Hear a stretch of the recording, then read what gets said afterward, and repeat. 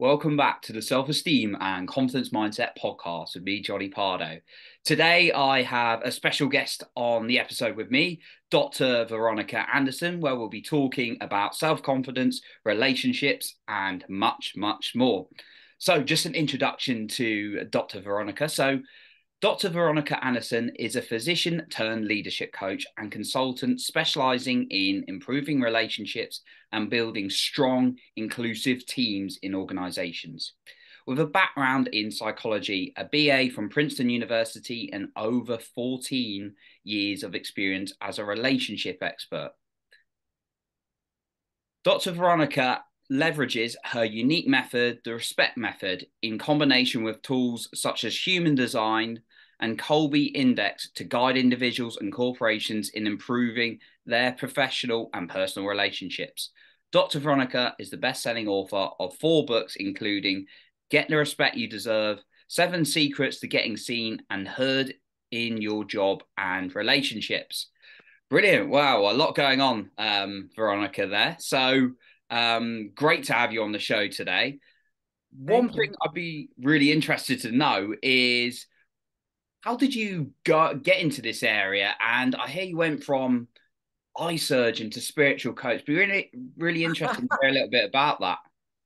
Yeah, the story goes like this. I had my own medical practice as an eye surgeon. I was an ophthalmologist, which was doing quite well, except I was not happy at all in that life. And so I ended up burning out. And one of the reasons I was not happy is because I was not doing what I was called to do, but I didn't know exactly what that was. Going on simultaneously, here comes the woo-woo part of my story. I started realizing that I have visions and I knew things about people, places, and things that had no logical reason to know about them. So fast forward, what most people would call that now is psychic. And yes, I am. And so think about, I'm a Western trained doctor in a very left brain field and having psychic experiences and nobody around me to talk about or anything like that. And in medicine, they don't even consider things like that real. And so I became very depressed because I had no idea what to do or who to talk to. And I ended up getting to the point where I left my marriage, I left my church, and I left my medical practice, the one that I started all on my own and had built up to double-digit thousands of patients and other doctors working with me and everything. And I just one day said, I'm leaving. I walked out. I knew I was never coming back. I didn't tell everybody that. And I jumped out. It was not easy. I did have a big clinical depression. I didn't have any idea what to do, but through meeting a very good psychologist who helped me get out of that depression. And when I say depression, I had major clinical depression where I had to go to the psychologist twice a week. And I felt like I couldn't get from visit to visit. That's how bad I felt. And anyone who has been depressed understands what I'm talking about. I would be surprised when the sun would come up because that's how bad I felt. But this woman, she got me through. She said, not so quick. People have dark nights of the soul. You can get through this. I did. And then ever since then have had other coaches and teachers who have helped me be who I really am meant to be. And so, yes, I'm a Western trained physician, but I'm also a psychic intuitive. And that has brought me into the area of coaching because I have the left brain stuff going on and I have the right wiring going on. I ended up coaching about relationships because when people would come to me for other stuff, I'd realize they were having a relationship issue, some in their job and their colleagues, other people in their family or spouse, or they can't get one or keep a relationship. And that's how I ended up with this 4th book about Get Respect, because it turned out, you talk about mindset a lot, that most people's issues are themselves, not the other people. And they needed a way to figure that out. And I had figured out early on when I crashed, when I decided I was leaving my marriage. It wasn't I don't have that horrible story about an ex-husband who beat me or cheated or anything like that, but I wasn't happy. And I realized that, yeah, there were things I didn't like about what he did, but it was me and my problem, not him.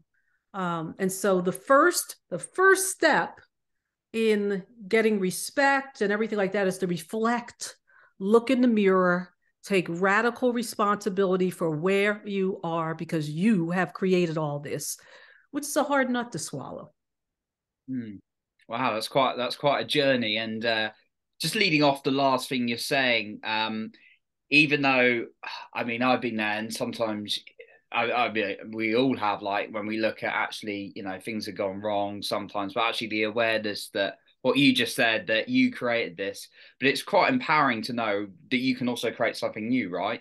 As well. Oh, absolutely. Absolutely. It's just what happens when you, at the moment you realize that, this is all on me. I'm the problem. I am the problem.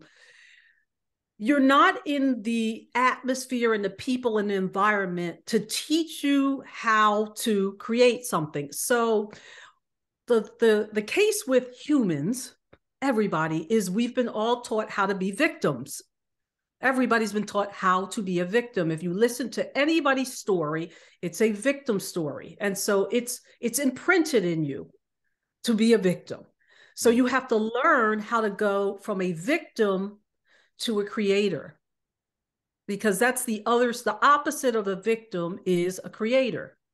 And so how do you actually create? And that's something that you've been creating, because that's how you ended up where you are, but you haven't been doing it consciously. So you have to understand, how do you become a conscious creator? And that's what the respect method is all about.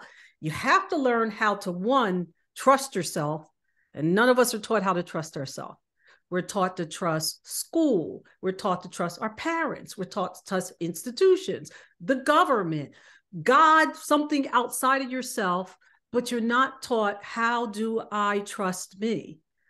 So the strongest trust you can ever have is that trust in yourself. And I call that your intuition. And so you have to understand what your intuition actually feels like and how to tap into it, and know that it's your intuition and not your ego. Mm. And what do you think's the, maybe it's one, maybe it's a few challenges with people actually being able to tap into their intuition these days? Well, challenge number one is not knowing, is this intuition? Is this my imagination? Or is it ego? Now, ego is that constant voice that's going on in your head that's just yakking all the time. And I hear people say, I can't meditate because I just can't silence those voices in my head. So we all have that yakking going on all the time. And Oh yeah. that's generally the ego. I mean, I know you know what I'm talking about with this yakking. We all have it. It's that virus of the yakking. And that's generally your ego talking. And where does that voice come from? And that voice comes from generally your parents, your culture, your environment, all that voice that's telling you what to do, and is not necessarily a feeling. So you're having the voice talk to you, but it's not really like that tap it into feeling.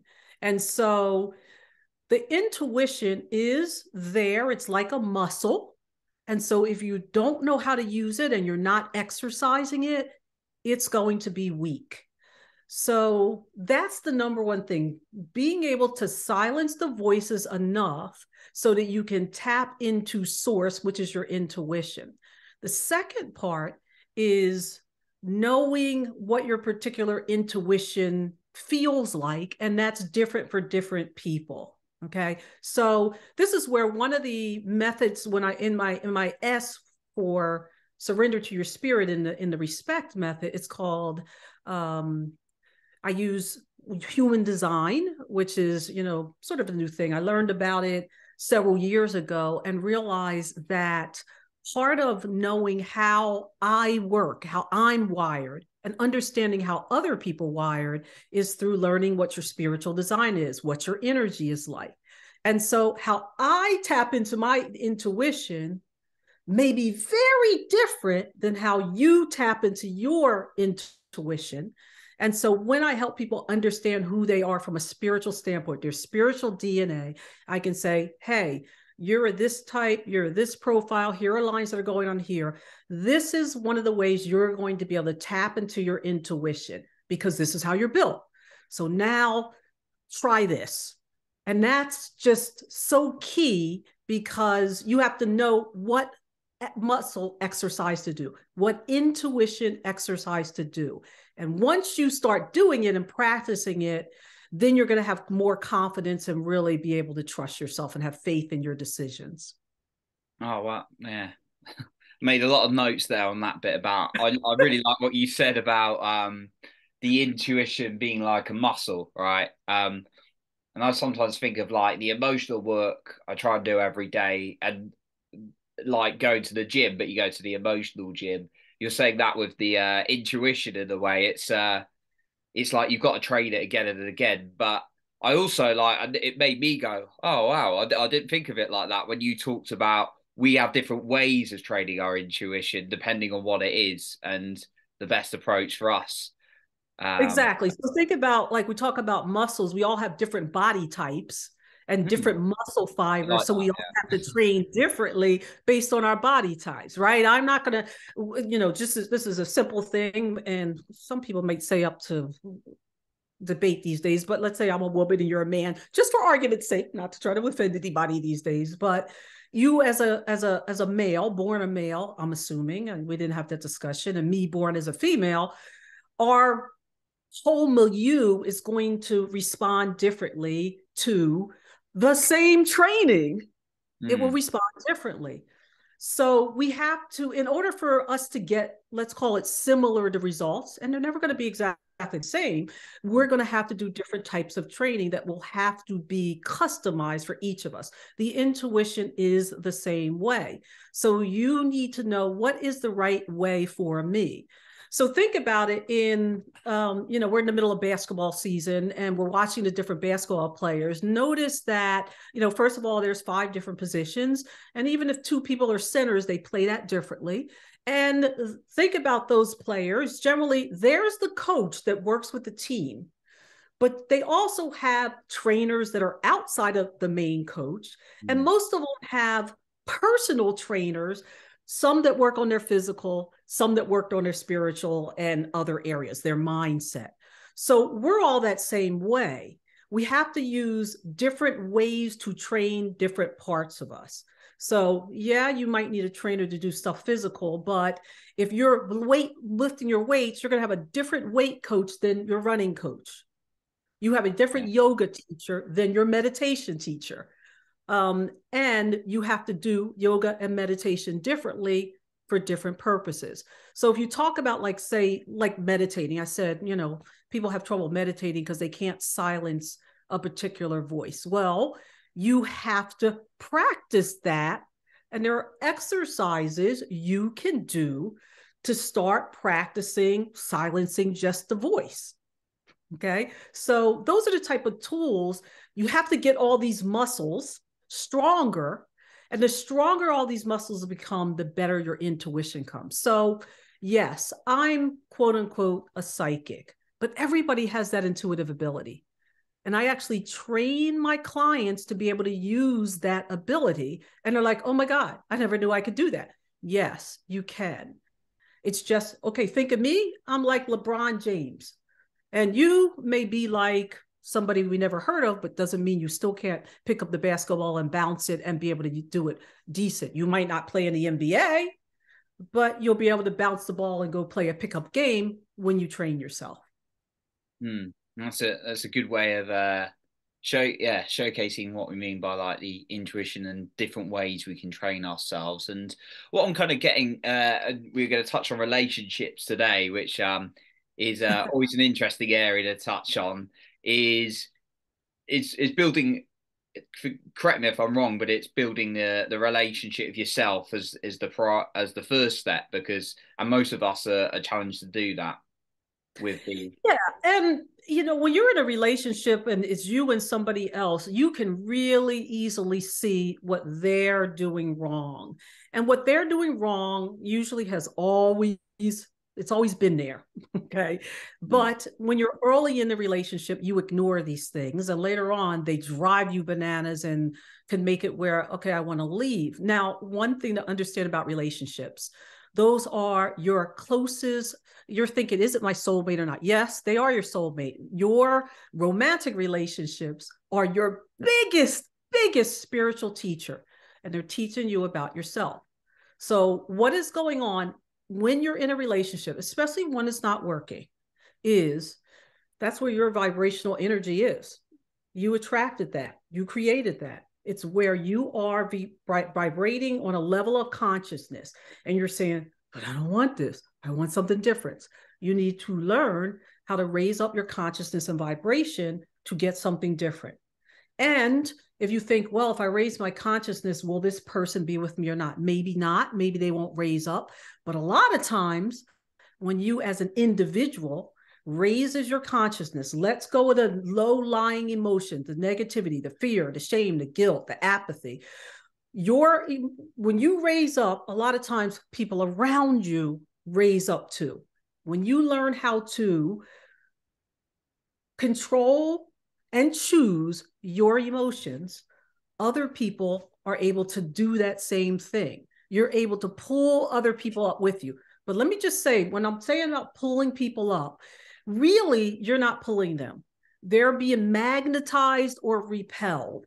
And if their particular energy wants to be magnetized towards you, they will come up towards you. But if they don't, they're going to fall away. And that's what scares a lot of people. What a lot of people want in their relationship is they want the other person to change, which means they're not really loving who that person is. They're loving somebody else. They're loving an idea in their head. You have to get to the point where you accept that person for who they are, and you do not try to change them. You love them just the way they are, but that also doesn't mean that you need to stay in a relationship with them. You might say, okay, I love them enough that I'm going to let them go, or I'm going to walk away, one or the other. So you have to get to the level of maturity where you're able to say, okay, this is what's best for me.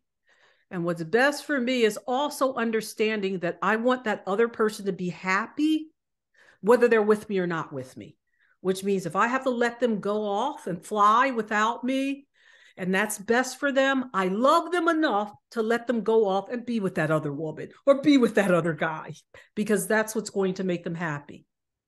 Yeah, that's I can see why, your comment earlier was why relationships are our biggest spiritual teacher, definitely with this, with that, and that level of consciousness is it's quite hard to get to sometimes, especially when you're caught in it as well. So yeah, in Well, the whole we've all motions. been imprinted. I mean, there's the three I's I talk about, which are imprinting, instincts, and intuition. So we've all been imprinted with behaviors and ideas and beliefs in our subconscious mind before we're like 7 to 11. That's when imprinting happens. You're all subconscious, no conscious mind. So you have that teaching of how relationships are supposed to go there. So you'll meet somebody who says, I keep picking the wrong person. I keep picking the same person. A lot of times it's because you've been imprinted with a certain pattern. And that's what feels comfortable to you and familiar to you, even though it's dysfunctional. So you have to understand, okay, there's that piece. Can it be changed? Yes, you can change it, right?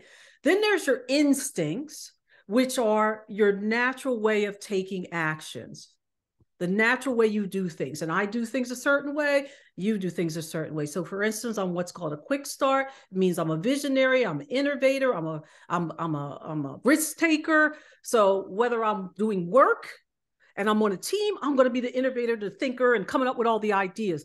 But I'm not going to be getting any work done because I'm low on follow through, right? Whereas you may be the fact finder, like you're listening carefully and taking all the notes and getting it all in order. So you're fact finding, which is very different from the innovative thinker. I could drive you absolutely bananas.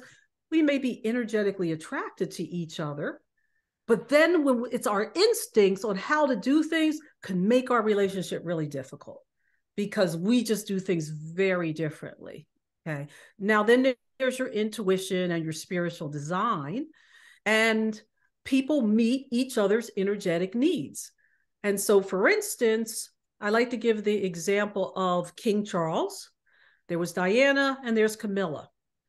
King Charles and Diana are what's called a 9-0 couple. They met each other's needs energetically in a certain way. Camilla and Charles are a 9-0 couple, but all the energetic bonds, there's like 7 energetic bonds between Camilla and Charles, and there's only 1 energetic bond between Diana and Charles. So of course Charles is going to go for Camilla. It has nothing to do with the personalities of the people. It has nothing to do with the morals of the people.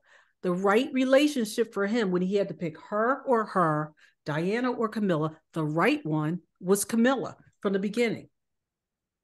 So we have to understand our relationships from a different standpoint. We have to understand them from a spiritual aura standpoint, energetic, and also an instinctual standpoint, so that we can be more forgiving of ourselves and more forgiving of what the other person is, because the other person has a different purpose, a different energy, a different design, a different everything. And they're not, these things don't change. They're born like that. You're born the way you are. It's like your physical DNA. This is not going to change. And that's why that's why relationship coaches and those kind of things would be super effective, I guess, because well, when people decide, when you go in for a relationship coach, usually you have really decided, I know I need to do something different. It can't be like, I'll have people come to me. I'll only come if he'll agree to X, Y, Z, A, B, C. I'm like, then you're not ready for a coach, because you know you can only work on yourself. You cannot work on the other person. The other person will change only by you changing you. When you change, they're going to have to change. But a lot of times people are fearful that they're going to change in a way they don't want them to change, which means going away. And people are afraid of being alone. They're afraid of abandonment. With the whole relationship, if we're talking about the romantic sort of relationship, because relationships, obviously there could be many different relationships. Because quite a lot of us, and we live in a busy world, and sometimes people are so focused on their work as professionals, and I know you work with organizations and things like that. How can working on your romantic life help your professional life? Because you learned the fundamentals of people. Okay. So as you start to understand yourself and the people close to you, you start to have a different eye for the people around you professionally.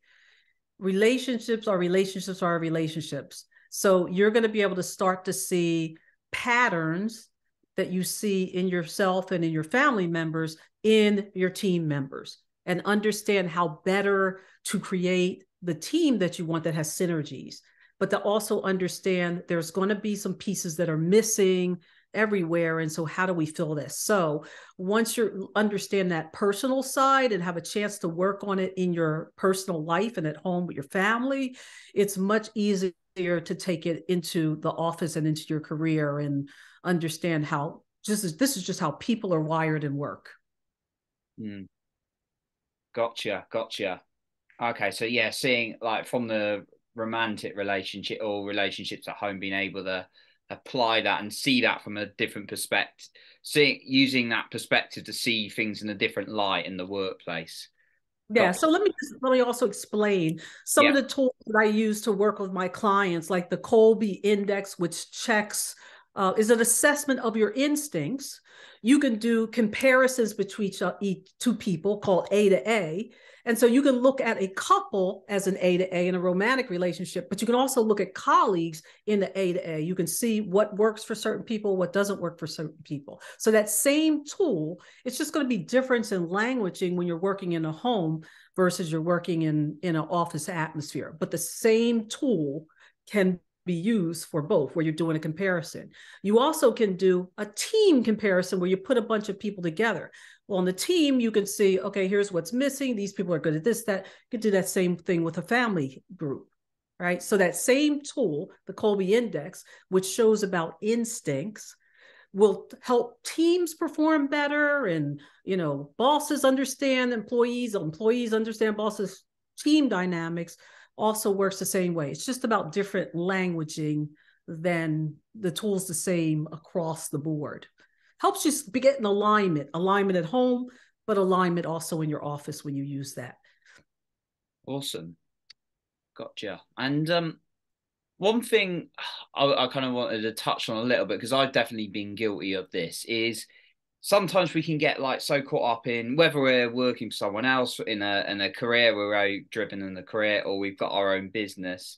Sometimes there's a little bit of a pattern of focusing so much on that actually, not prioritizing like romantic relationships or anything like that, or looking for one.